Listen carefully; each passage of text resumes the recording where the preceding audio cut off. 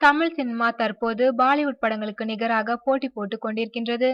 அதிலும் ஷங்கர், முருகதாஸ், கே.வி. ஆனந்த் போன்ற இயக்குனர்கள் பாலிவுட்டையே ஆச்சரியப்படுத்தும் வகையில் தங்கள் படைப்புகளை கொடுக்கின்றனர். இது மட்டுமின்றி தென்னிந்தியாவில் மகதீரா படத்திற்கு பிறகு மிகவும் பிரபலமானவர் ராஜமௌலி. இவரின் சமீபத்திய படைப்புகள் அனைத்தும் பிரம்மாண்டத்தின் உச்சம்.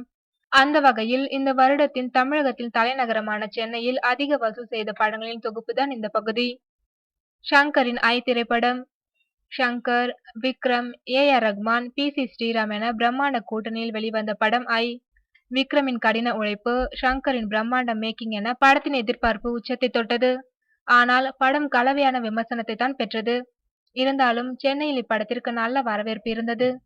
படம் சென்னையில் மட்டும் ரூபாய் 9.65 கோடிகள் வசூல் செய்து முதலிடத்தில் உள்ளது. ராஜமௌலியின் படைப்பில் உருவான பாகுபலி திரைப்படம். தெலுங்கு சினிமாவின் முன்னணி இயக்குனர் ராஜமௌலி தன் மகதீரா படத்திற்கு தமிழில் கிடைத்த வெற்றியை தொடர்ந்து தெலுங்கு, தமிழ் என 2 மொழிகளிலும் படங்களை இயக்க ஆரம்பித்து விட்டார். அந்த வகையில் இந்தியாவை தலையில் தூக்கி கொண்டாடும் அளவிற்கு பாகுபலி என்ற சரித்திர படைப்பை கொடுத்தார். இப்படத்தில் தமிழ் ரசிகர்கள் தெரியாத நடிகர் நடித்திருந்தாலும் படத்தின் வெற்றி விண்ணை முட்டியது. இத்திரைப்படம் சென்னையில் மட்டும் ரூபாய் 8.26 கோடிகள் வசூல் செய்து 2வது இடத்தை பிடித்துள்ளது. ஜெயம் ரவி நடிப்பில் உருவான தனி ஒருவன் திரைப்படம். ஒரு தரமான இயக்குனராக தன்னையும் தன் தம்பியை சிறந்த நடிகராகவும் ராஜா வெளிப்படுத்திய படம்தான் தனி ஒருவன். பெரிய எதிர்பார்ப்பு இல்லாமல் வெளிவந்த படம் சிறந்த விமர்சனங்களால் வர வர வசூல் சூடு பிடிக்க தொடங்கியது.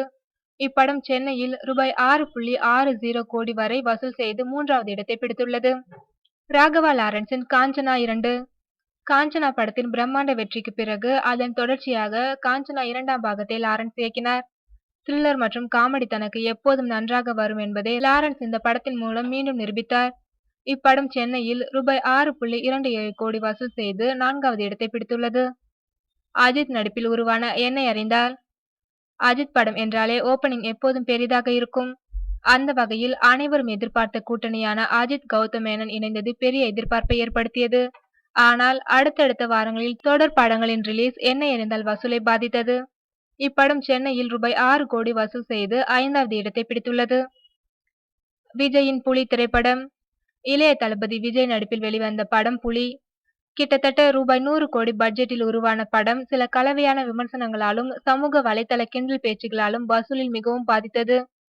இப்படம் ரூபாய் 5 கோடி வசூல் செய்து 6வது இடத்தை பிடித்துள்ளது.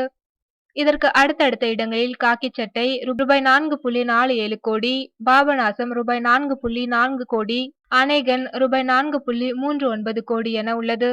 அடுத்த மாதம் வெளிவர இருக்கும் வேதாளம் மற்றும் தூங்காவனம் படத்தை பொறுத்துதான் சென்னையின் பாக்ஸ் ஆஃபீஸ் கிங் யார் என்று தெரியும். அதுவரை Chennai box office king Vikram தான்.